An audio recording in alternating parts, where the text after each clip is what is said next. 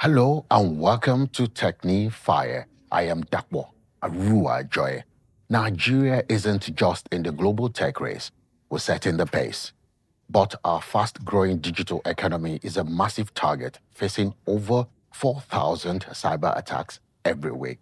That's why the Ministry of Communications, Innovation and Digital Economy is hosting the Ministerial Advisory Council for Cybersecurity Coordination right here in Lagos.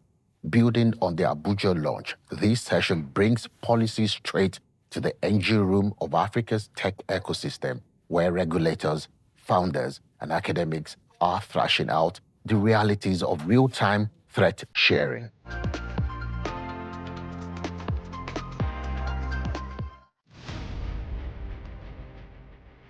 In the heart of the University of Lagos beats NIT Hub, Nigeria's digital powerhouse, powered by NITDA. NIT Hub empowers youth, builds ecosystems, nurtures startups, and drives inclusion nationwide, turning bold dreams into realities that lift millions. I am Dakbo Aruajoye. Over the years, I have dedicated myself to amplifying tech voices and fueling startups from ground up. Now, right here at NIT Hub, Unilag, we forge a groundbreaking collaboration, explosive, purposeful, and unstoppable. MVP made in Nigeria transforms minimum viable products into most valued products, rooted in our culture and wisdom. MVPs to MVPs.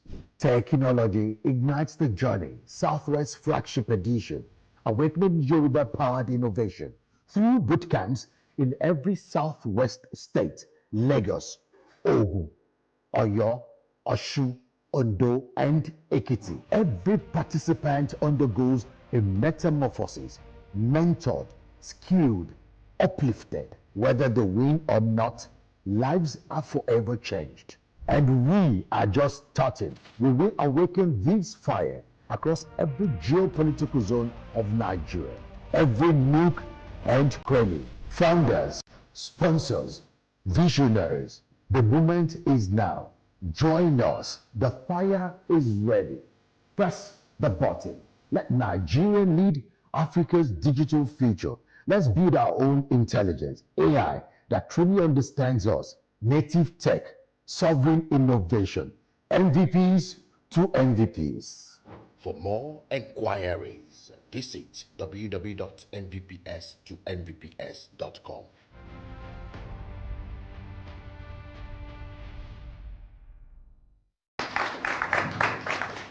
Ashley Omodele Rufai, representing the EVC. Thank you, ma'am, for joining us.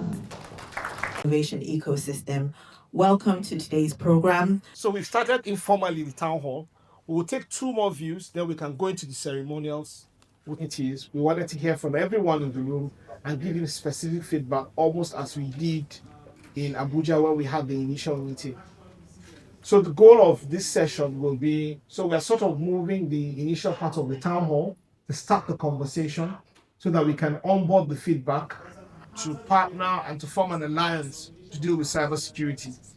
Particularly from the minister's perspective, the Cyber Crimes Act has been implemented and it's been in implementation, and the security agencies are enforcing it. There have been various sort of efforts towards cybersecurity by different sort of organizations, government agencies, the private sector investments and technology. But that gap in information sharing, building out an industry, taking coherent feedback, and fine-tuning the policy component, that cannot be done simply by formal laws. Laws alone on cybersecurity do not protect societies. That's sort of what is apparent. It is the cooperation, the partnerships, and the alliances that can be formed within the economy or within the polity that can adequately provide the kind of defense and the cyber resilience that is required. So the goal of the council is not so much as to replace any institution of government.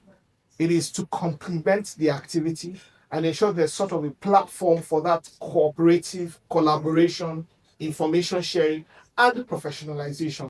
The goal of this is twofold. One is that it provides advice to government, of course, through the Federal Executive Council or the President, to say this is the changing landscape and this is what needs to be done across the government, all the country, to protect the country better.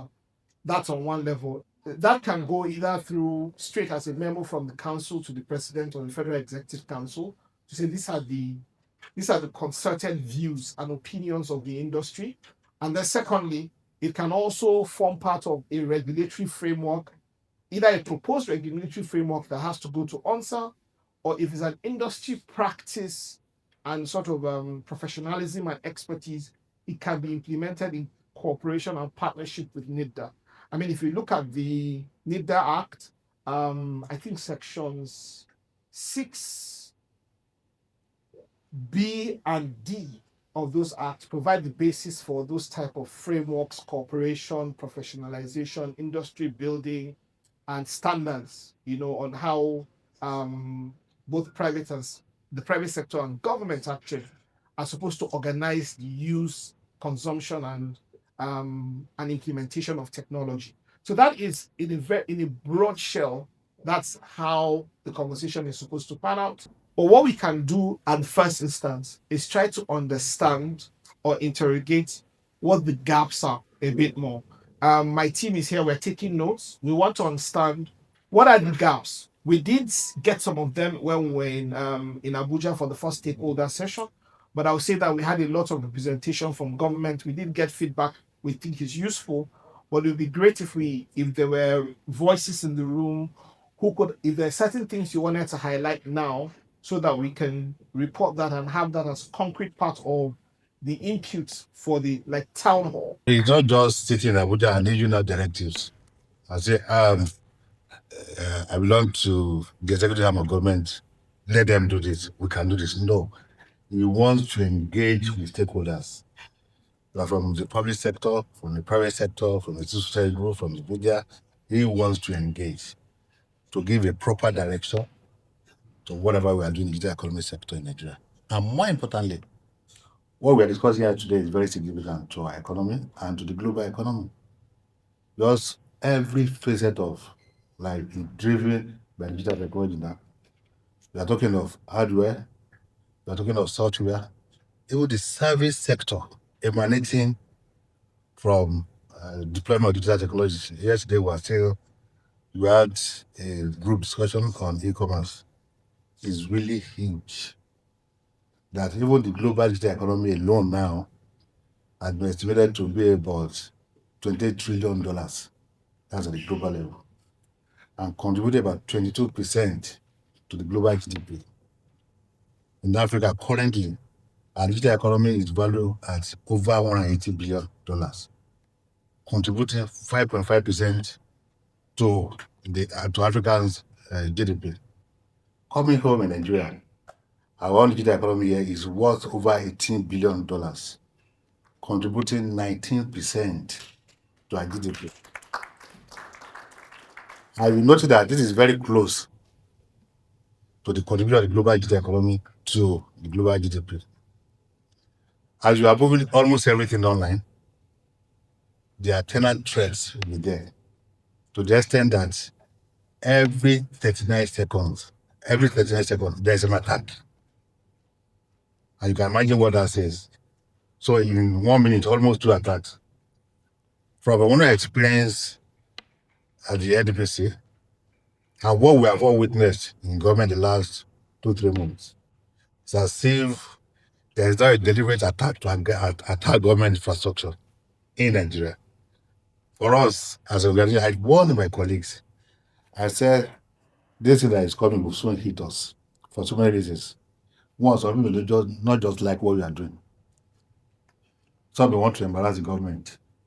Some want to do it for the fun of it. Some will do it for money. They want to hold you to ransom and charge you, just like, unfortunately, what kidnappers are doing in Nigeria, or terrorists are doing in Nigeria, to kidnap, to make money out of you. So there's several reasons for doing this, and that's why it occurs every minute. And should we just sit down and say, okay, well, we should let it for it to happen like that? No, we must take action. Yeah, Nigeria has taken action in several ways. We have the Cybercrime Act of 2015, which is now being reviewed. To what extent have we implemented that? Yes, the law is there.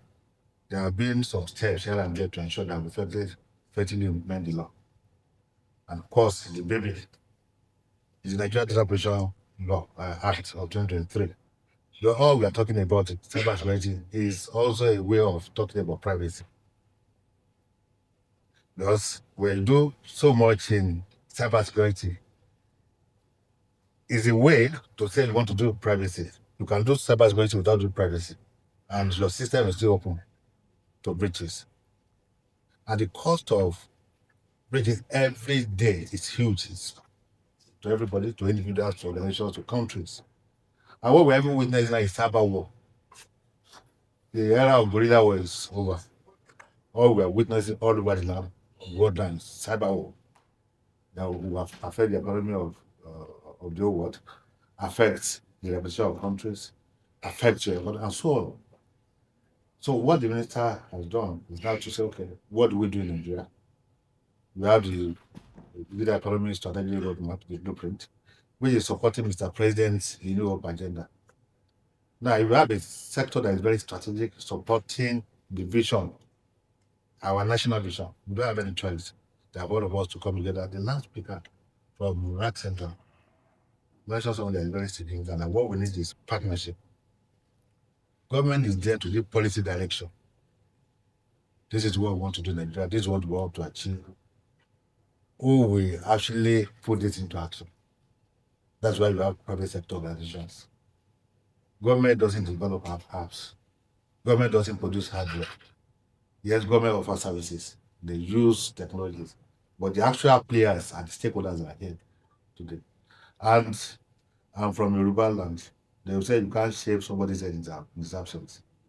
If it's true, if Dr. Bosu Tijani just sees Abuja issue regulations or policies, you say it's Bosu Tijani's policy, it's Bosu Tijani's regulation.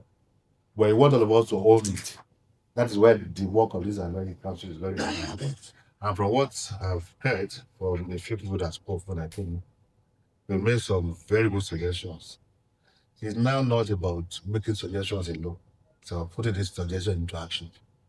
And I can assure you, with the kind of man we have at the end of class at the ministry, all the decisions taken here today will be implemented.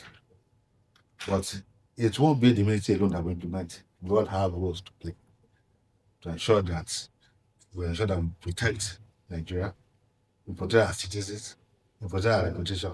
Out there, when you bring up your green passports, the way some people will look at you, you have to change narratives. We are not all cooks. And I'm glad our NDPC is here. There's this fundamental data vulnerability where the first thing that actually happens is not the attack, but the collation of data and harvesting that data for future attacks.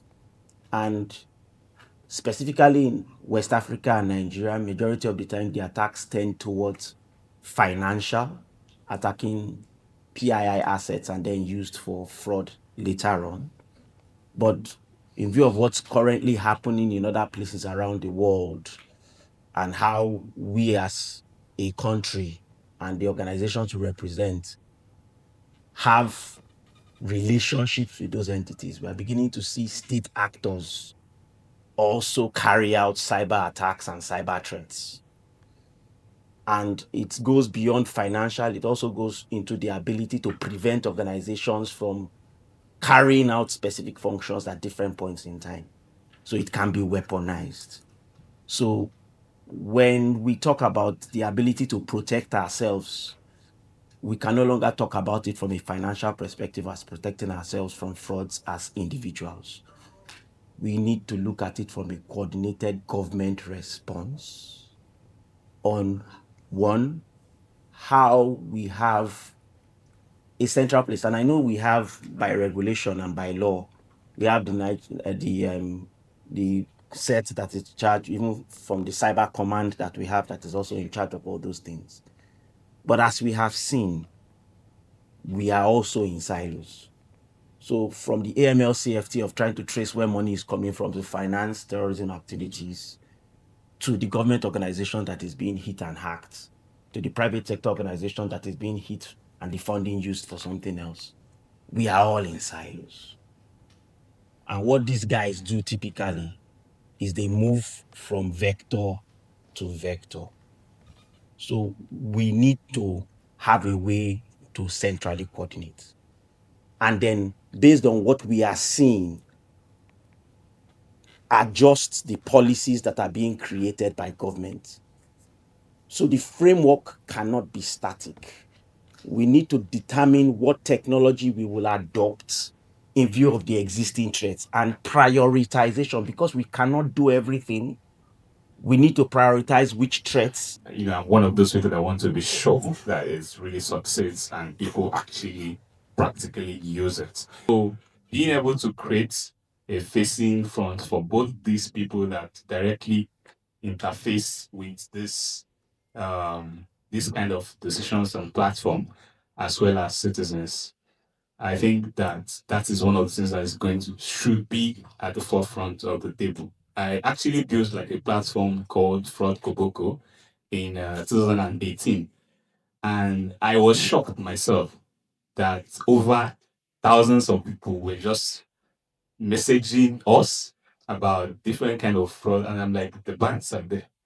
Why are these people? It was confusing, and at some point they started posting these frauds on Nairaland and the platform. So it tells you that there's a lot of gap in terms of citizens who are experiencing fraud versus them actually believing something can be done. And there's the consumer protection can this is like up to actually 10, not even 8, as I said. So this is one of the things like I really want to see addressed.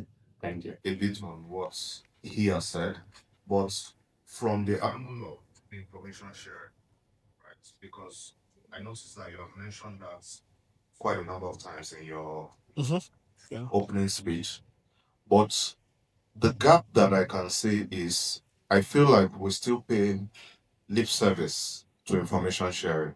And the reason I say this is fine, everybody has identified the need for information sharing, for intelligence sharing, and all of that. But the current approach, as far as I know, is regulators are mandating entities when you have a breach, you need to fill this form, notify the regulator within maybe 24 hours and all of that. But then a high profile breach happens and you are searching for detailed information on the root cause of that breach, and you cannot find. Two examples. There was an organization, I think last year or 2 years ago, that had a major data privacy breach. I don't want to mention names now, but till today, I still cannot. In fact, we had a consultant come to give us like a data privacy training based on that breach, but they still could not even tell us what the root cause of that breach was. And then the more recent one that happened within the financial services industry, where for several days we didn't get details. I think it was maybe until a week after that the details really became public on how the breach happened. So there is clearly a gap with how we do information sharing. It's no longer a case of do we need to, it's the how. When I do reflect on the advisory board, I also have a board position in the companies. I think we need to understand what the roles are. The roles and responsibilities are different. And when I think of the advisory board, which I think is a very good initiative, I think we need to take that step back and understand that the role of advisory board is to give advice. You give direction, you give the common platform, and then you have separate individual functions that execute that one. And that could be, in this case, the CVN, it could be the NCC, it could be NITFA, it could be everyone. And they do a good job. So I think that advisory board role move forward is not to take the executioner part of the policy, but rather to give advice and make sure that the different executive functions continue to give one message. So first of all, it is absolutely commendable that the Honourable Minister, Bosun Tijani, put this together. It shows proactiveness and making sure that we get ahead of such issues as opposed to always being reactive as we do in Nigeria. So this is a breath of fresh air, and it's a very excellent initiative that he's put forward. Now, with regards to the council, it is very, very imperative that you hear the voices of the citizens, not only the private sector, but also public sector, who are being attacked by these various threats. Question of putting everybody together, because you cannot make decisions like this in isolation. It's very, very important for all stakeholders because cybersecurity is actually a multi-stakeholder issue. So private sector, public sector, all across education, financial services, identity platforms, etc. So it's important for all these people to be aligned, put in the same room, share thoughts, share ideas, and ultimately decide on how they want to collaborate going forward. Collaboration, communication, and those are the most important things to even start to make things good. And with the minister's proposal of an advisory council, I think it's quite solid. It's something that brings the information that it requires to make policy decisions going forward. The members of the advisory council and committee are first-hand consumers and implementers of, and they play within the cybersecurity ecosystem. They have first-hand experience in terms of the threats that we face within the digital economy. So this partnership and this committee is designed to provide the relevant support through partnerships, through intelligence sharing, through knowledge exchange, knowledge sharing, and also co-creating frameworks and policies that would enrich some of the existing laws that we have currently in place, that will augment those laws, that will close out the gaps that currently exist within the cybersecurity ecosystem. It is our hope that by lending our voice to such a cause, would be able to provide a safer digital economy for all Nigerians. Even though the government sets the policy directions, they don't operate within those within the policy in itself, right? We are the ones who operate within the environment, so we are able to share with the government how policies that they have established impact the work that we do. For me, I believe it's a fantastic initiative, but we have to be clear. A gathering and discussion of cybersecurity wouldn't secure data, but it's the implementation and the next step from here. These discussions, what did they form into, who listens to them, who is accountable? And one of my major concerns is advisory, meaning you don't have to do it. So we need to figure out a way of all these best practice and effort put is implemented either by law or some sort of accountability statement by the industry. I think there's already progress in leaps and bounds, and I'll tell you why. We're already very crystal clear about the direction that we want to take and the implementation steps that are going to come about as a result of this engagement. I'm quite impressed by the speed of thinking and the speed of action that is going on here today. So I'm very hopeful that things like platforms, things like standard threat intelligence platforms, education initiatives on both the business side and on the consumer side, we're going to see a lot of that happening in very little time. That's very impressive. So my first point is